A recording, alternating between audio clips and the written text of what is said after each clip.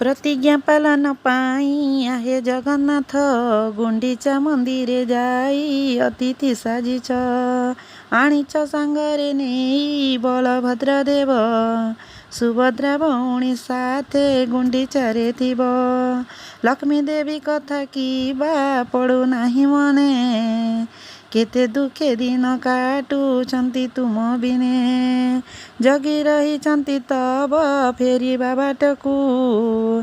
आसिबे कळासे मुख केबे मो पाखकु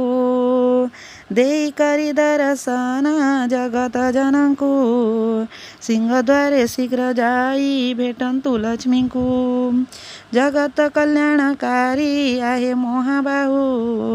कर्तव्य पालने तब सरी किए आऊ जगतर नाथ जेणु नाम जगन्नाथ ए अधम करे दूरु।